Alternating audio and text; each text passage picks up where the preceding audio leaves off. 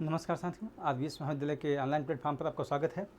जैसा कि आज का हमारा टॉपिक है पाउली एक्सक्लूजन प्रिंसिपल, जिसे बोलते हैं पाउली का अपवर्जन सिद्धांत। ठीक है, तो इसको हम देखते हैं आखिरकार पाउली का एक्सक्लूजन प्रिंसिपल होता क्या। ठीक है, तो the Pauli exclusion principle state that two electron in a single atom will not have similar set or same quantum number. ठीक है, अब ये क्या बोल रहा है, इस चीज़ को अगर समझना चाहेंगे हम लोग तो जैसे अगर समझिए इस बात को कि यहाँ पे एक एटम लिया गया है, कोई भी एटम हो सकता है। ठीक है, अगर उस एटम की बात की जाए तो यहाँ पे ये बताया जा रहा है कि उस एटम का जो भी होंगे स्पिन क्वांटम नंबर, जैसे आपका होता है क्वांटम नंबर जो होता है प्रिंसिपल क्वांटम नंबर, जिसे हम रिप्रेजेंट करते हैं एन से। आपका होता है दूसरा एंगुलर क्वांटम नंबर, जिसे हम रिप्रेजेंट करते हैं एल से। मैग्नेटिक क्वांटम नंबर, जिसे एम से एम और एल। ठीक है, इससे रिप्रेजेंट करते हैं। और आपका एक होता है स्पिन क्वांटम नंबर। ठीक है, यहाँ पे बताया जा रहा है किसी भी एटम के लिए, वहाँ पर अगर कोई एटम है उसके जो आप देखेंगे प्रिंसिपल क्वांटम नंबर होंगे, एंगुलर क्वांटम नंबर होंगे और मैग्नेटिक क्वांटम नंबर होंगे, वो चारों उस एटम के लिए अलग अलग होते हैं। ठीक है ना, यही चीज़ें यहाँ बताई जा रही हैं।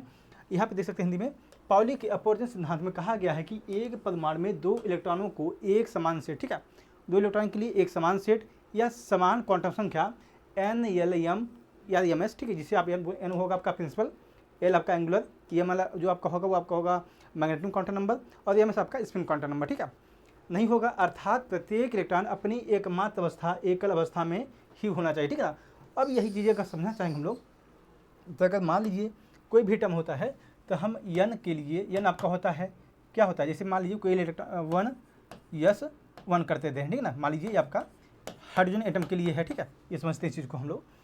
अब हाइड्रोजन एटम है, यहाँ पे अगर देखेंगे हम लोग एन की वैल्यू अगर देखेंगे इसके लिए, हाइड्रोजन के लिए एन की वैल्यू कितनी आएगी, जो प्रिंसिपल क्वांटम नंबर होता है आपका एक आएगा। एल की वैल्यू आएगी आपकी एस के लिए आपका वो 0 हो जाएगा। ठीक है, अगर हम एम निकालेंगे तो एम कैसे निकालते हैं हम लोग हैं, एम आपका आएगा 1। ठीक है, और यहीं पे अगर आप देखेंगे आपका एम एल, ठीक है, और एम एस आपका आएगा 1/2 या प्लस रहेगा 1/2 या फिर -1/2, दोनों को ये करेंगे। ठीक है ना, इससे समझिएगा। तो यहाँ पे देख रहे हैं ये चारों क्वांटम नंबर आपके यहाँ पे अलग अलग रहते हैं। ठीक है, इस चीज़ को ध्यान रखिएगा। ठीक, यही चीज़ यहाँ बताई जा रही हैं।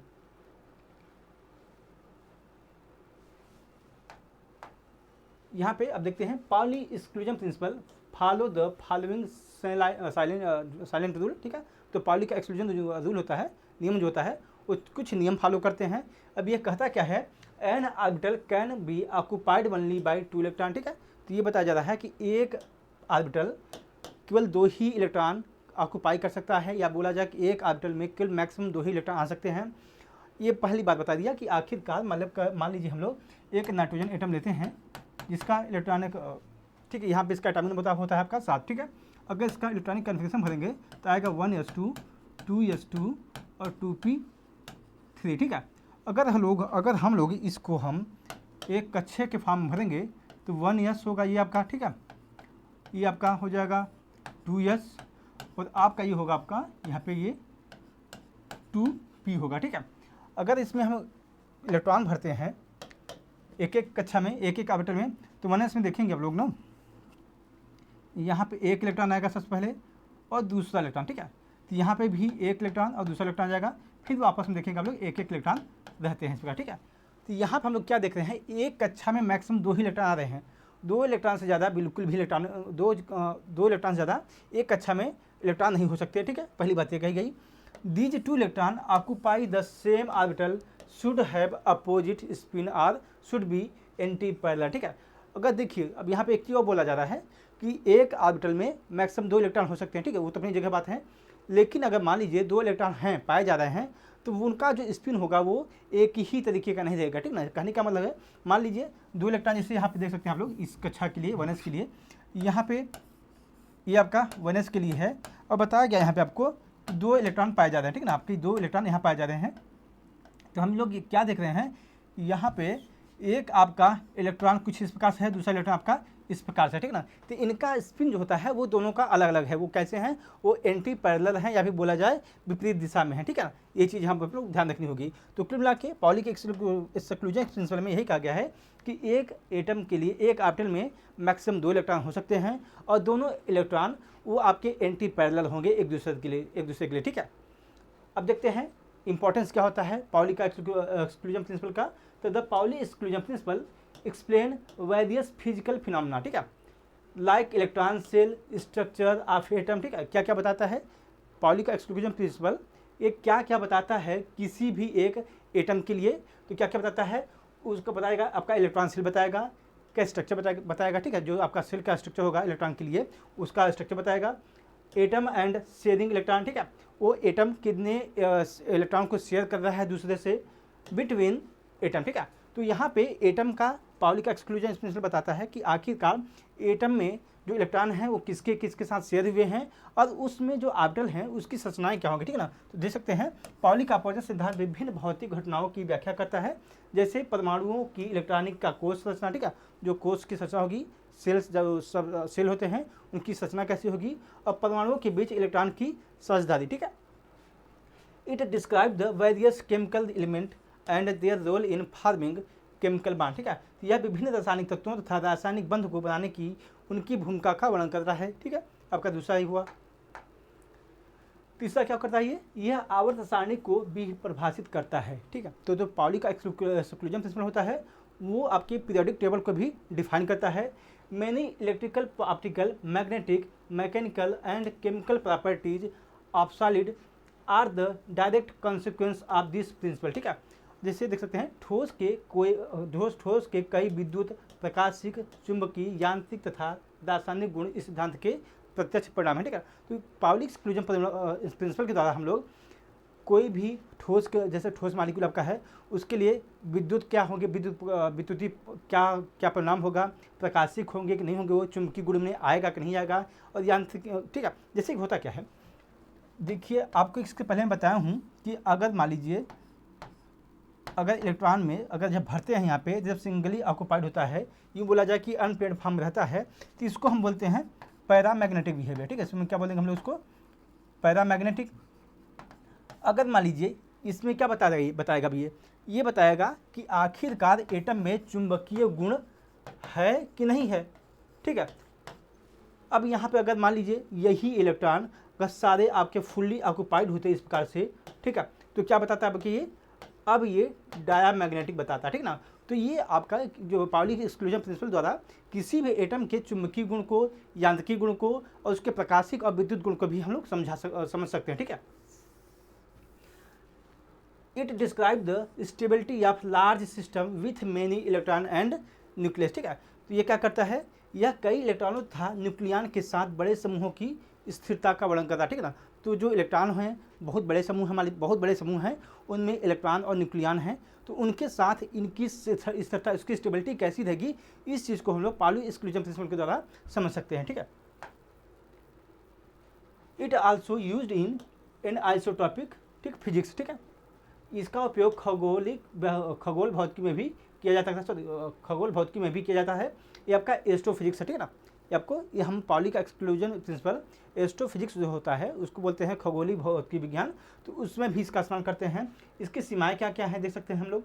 पाउली का अपवर्जन सिद्धांत मात्र इलेक्ट्रॉनों पर लागू नहीं होता, ठीक है ना। तो सबसे बड़ी बात इसका यही होता है कि यहाँ बताया जाता है कि जो हम लोग केवल ये इलेक्ट्रॉनों के लिए लागू करते हैं, ये पाउली का एक्सक्लूजन प्रिंसिपल इलेक्ट्रॉनों के लिए लागू नहीं होता, यह अर्ध पूर्णांक स्पिन के अन्य कणों पर भी लागू होता है, जैसे फर्मियान, ठीक है। तो कुछ फर्मियान मॉलिक्यूल होते हैं, यहाँ पे इलेक्ट्रॉन के अलावा जो फर्मियान मॉलिक्यूल होते हैं उन पे भी लागू होता है। ये देख सकते हैं इसका उपयोग पूर्णांक चक्रण वाले कणों के लिए नहीं किया जाता, जैसे बोसान, ठीक है। तो पूर्णांक चक्कर क्या हुआ, ये बोला जाए कुछ आप जो पूर्णांक इंटीजर मॉलिक्यूल होते हैं, इंटीजर जैसे होते हैं, उनमें ये बोला जाए कि यह उनके लिए लागू नहीं होता, ठीक है ना। एग्जाम्पल इसका क्या आपका है, जैसे बोसान मॉलिक्यूल, ये हम लोग पाउली का एक्सक्लूजन प्रिंसिपल इस्तेमाल नहीं कर सकते हैं।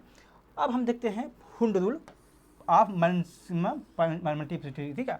तो हुंड रूल क्या होता है उसको देखते हैं बेसिकली, ठीक है। तो Hund rule of maximum multiplicity state that electron pairing can not be in P D, या फिर आप कैपिटल है, until each orbital of given sub shell has one electron each or is singly occupied, ठीक है ना। अब ये बोला जा रहा है, सिंपल सी बात इसमें कहा जा रही है कि अगर हम लोग कभी भी इलेक्ट्रॉनिक कन्फिग्रेशन भर रहे हैं, जैसे हम लोग इलेक्ट्रॉनिक कन्फिग्रेशन जब भरते हैं तो यहाँ पे बताया जा रहा है कि पी डी एफ जो ऑर्बिटल होते हैं, जानते हैं हम लोग पी कक्षा में 3 कोष बनते हैं आपके हैं, ठीक है, 3 आपकी कक्षाएं बनती है, डी में आपके 5 बनती हैं, एफ में 7 बनती हैं, ठीक है ना। तो यहाँ पे क्या बताया जा रहा है कि इन कक्षाओं में हम लोग पहले सारे इलेक्ट्रॉन सारे कक्षाओं में एक एक इलेक्ट्रॉन भरे जाएंगे, उसके बाद ही हम जब यहाँ पे पेयरिंग कर देंगे दूसरे की, ठीक है ना। तो इस चीज़ को अगर समझना है तो कुछ इस प्रकार समझ सकते हैं हम लोग। जैसे मान लीजिए ये आपका कोई इलेक्ट्रॉन लेते हैं, ऑक्सीजन लेते हैं, ठीक है ना, आपका ये ऑक्सीजन होता है आपका 8, ठीक है। अगर यहाँ पे इसका एटॉमिक नंबर अगर देखेंगे तो इसका क्या होगा 1s2, 2s2 और 2p4, ठीक है।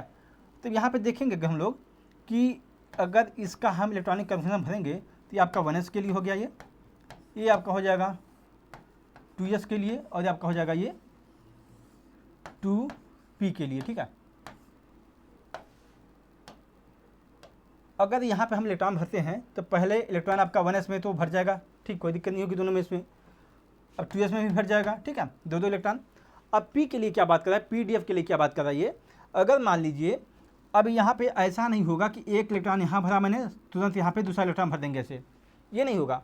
यहाँ पे बताया जा रहा है कि अगर मान लीजिए अगर ऐसे कुछ कक्षाएँ दी गई हैं तो सबसे पहले हम लोग क्या करेंगे, वहाँ पे सारे कक्षाओं में एक एक इलेक्ट्रॉन भरे जाएंगे, ठीक है। अब यहाँ पे क्या होगा, सारे कक्षाओं में एक एक इलेक्ट्रॉन, ठीक है, जैसे 2 2 4 हो गए आपके, अभी 4 इलेक्ट्रॉन आपके पास और बच रहे हैं, ठीक है। तो सबसे पहले क्या करें, सारे कक्षाओं में हम लोग एक एक इलेक्ट्रॉन भरेंगे। उसके बाद अगर इलेक्ट्रॉन की संख्या बढ़ रही है तो फिर हम इसको एक और इलेक्ट्रॉन भरेंगे, और जो इलेक्ट्रॉन इसमें भरेंगे हम लोग वो आपके अपोजिट में रहेंगे, ठीक है ना, ये आपकी इसकी संरचना में अपोजिट स्पिन में रहेंगे, ठीक है ना। तो इस प्रकार से अगर मान लीजिए यहाँ पे 8 इलेक्ट्रॉन थे, अगर यही 10 इलेक्ट्रॉन होते, ठीक है, अगर मान लीजिए इलेक्ट्रॉनों की संख्या पे 10 होती तो जो हम दो इलेक्ट्रॉन और भरते यहाँ पे तो कुछ इस प्रकार से यहाँ पे और भरे जाते और आपके फुल्ली फिल्ड हो जाता, ठीक है ना। उसी प्रकार से मान लीजिए अगर यहाँ पे अब 3s2 आता, ठीक है, फिर 3p आता और फिर आपका आता 3d आता, ठीक है ना। अगर मान 3d के लिए अगर भर रहे हैं हम लोग, अगर सपोज कर रहे हैं 3d कक्षा के लिए अगर हम लोग इलेक्ट्रॉन भर रहे होते, ठीक है, ये आपके यहाँ पे 5, ठीक है, यहाँ आपके 5 कक्षाएँ होती डी के लिए, ये आपके डी ऑर्बिटल के लिए 5 कक्षाएँ होती, ठीक है। अब हम यहाँ क्या बात कर रहे हैं कि यहाँ पे हमें सबसे पहला इलेक्ट्रॉन मान लीजिए इतने पूरे में भरने के लिए अवेलेबल हैं, ठीक है ना, उस कंडीशन में बात कर रहा हूँ कि यहाँ पे सबसे पहले क्या करेंगे, सब में हम लोग एक एक इलेक्ट्रॉन भरेंगे, सब में, ठीक है। उसके बाद अगर इलेक्ट्रॉन एक्स्ट्रा बच रहे हैं तो हम इनको इसके अपोजिट स्पिन में सारे कक्षाओं में भरेंगे, ठीक है ना, इस तरीके से। यहाँ पे कहने का मतलब है अगर मान लीजिए हम लोग अगर मान लेते हैं कि इलेक्ट्रॉन पर्याप्त मात्रा में होते, ठीक है, हम ऐसा भी नहीं कर सकते थे कि पहले हम 2 इलेक्ट्रॉन एक में भरते जाएं उसके बाद हम लोग आगे बढ़ते जाएं, ठीक ना, ऐसा बिल्कुल नहीं करेंगे हम लोग। सबसे पहले हमारा काम क्या होगा कि एक एक इलेक्ट्रॉन सभी कक्षाओं में भरे जाएंगे। उसके बाद अगर वो कक्षाएँ पूरी भर जा रही हैं तो उसके हम अगले उसी कक्षा के लिए हम जो अपोजिट स्पिन फॉर्म में दूसरे इलेक्ट्रॉन को भरते जाएंगे, ठीक है ना, हर एक कक्षा में। तो इस प्रकार से इसको हम लोग कहते हैं, ठीक है। तो यही चीज़ें हुंड रूल में बताई गई हैं और इस चीज़ को और अच्छे समझने के लिए यहाँ पर लिखा गया है, अधिकतम बहुलता का नियम कहता है कि पी डी तथा एफ ऑर्बिटल में इलेक्ट्रॉन युग्म तब तक नहीं हो सकता जब तक कि किसी दिए गए उपकोष के प्रत्येक ऑर्बिटल में एक एक इलेक्ट्रॉन न हो, ठीक है ना। तो जो आप देख रहे हैं जो एस पी डी एफ जो उपकोष होते हैं, इन कक्षाओं में जब तक सारे ऑर्बिटल में सारे कक्षकों में अगर एक एक इलेक्ट्रॉन नहीं भरे जाएंगे, जब तक नहीं भरे जा सकते हैं, उसके बाद ही अगर भर गए पूरे एक एक इलेक्ट्रॉन तब जाके हम उस कक्षा को हम लोग पेयर करेंगे, ठीक है ना, हम बोलें कि उसकी पेयरिंग की जाएगी, ठीक है। यही चीज़ देखते हैं। Hund rule of maximum multiplicity state that every orbital in a subshell is singly occupied before any orbital is doubly occupied, ठीक है। तो सभी कक्षाओं में हम लोग सबसे पहले हम लोग क्या करेंगे, एक एक इलेक्ट्रॉन भरेंगे, उसके बाद ही हम उसको डबली ऑक्युपाइड मतलब हुआ कि यहाँ पे दूसरा इलेक्ट्रॉन को हम लोग भरेंगे, ठीक है। उपस्तर में प्रत्येक ऑर्बिटल किसी ऑर्बिटल के दुगने अधिकृत से पहले अकेले अधिकृत होता है, ठीक है ना। यहाँ पे बेसिकली वही बताया जा रहा है कि आप लोग अगर देख रहे हैं ये आपका पी ऑर्बिटल था तो एक एक इलेक्ट्रॉन हम लोग पहले भरेंगे, ठीक है, सिंगली ऑक्युपाइड इलेक्ट्रॉन हो गए। अगर हमें हम इसका डब्ल्यू ऑक्युपाइड करना है, अगर इलेक्ट्रॉन ज़्यादा है तो अब हम इसको भरेंगे तो अपोजिट स्पिन में भरेंगे, ठीक है ना, इसको इस चीज़ को, ठीक है। तो हम देख सकते हैं the electron in singly occupied orbital have the same spin to increase in the total spin, ठीक है। अब क्या आपका बताया जा रहा है पे कि अगर मान लीजिए हम लोग जो इलेक्ट्रॉन भर रहे थे, ठीक है, जैसे ये आप लोगों ने देखा कि पी ऑर्बिटल के लिए ये आपका p ऑर्बिटल है, ठीक है। अब हम लोग यहाँ क्या कह रहा है ये कि इलेक्ट्रॉन तो बताया गया आपको सभी में सिंगली ऑक्यूपाइड भरने हैं, ठीक है ना। लेकिन दूसरी बात ये कह रहा है कि इलेक्ट्रॉन हम सिंगली ऑक्यूपाइड भरेंगे, लेकिन इनका जो स्पिन होगा सबका समान रहेगा, ठीक है ना। ऐसा नहीं होगा कि एक का हम कुछ इस तरीके से भर रहे हैं, एक अच्छा हम ऊपर का स्पिन भर रहे हैं, ठीक है, और दूसरे का हम लोग इस प्रकार से नीचे का स्पिन भर रहे हैं, ठीक है ना। तो ऐसा नहीं होगा। यहाँ पे बताया जा रहा है कि सारे कक्षाओं में, सारे ऑर्बिटल में ये जब सिंगली ऑक्यूपाइड इलेक्ट्रॉन भरते हैं तो उनका स्पिन एक ही होना चाहिए, ठीक है ना। तो चाहे आप पहले मान लीजिए चाहे इस तरह से भरिए या फिर ये आप बोलिए इस तरह बोलिए कि चाहे आप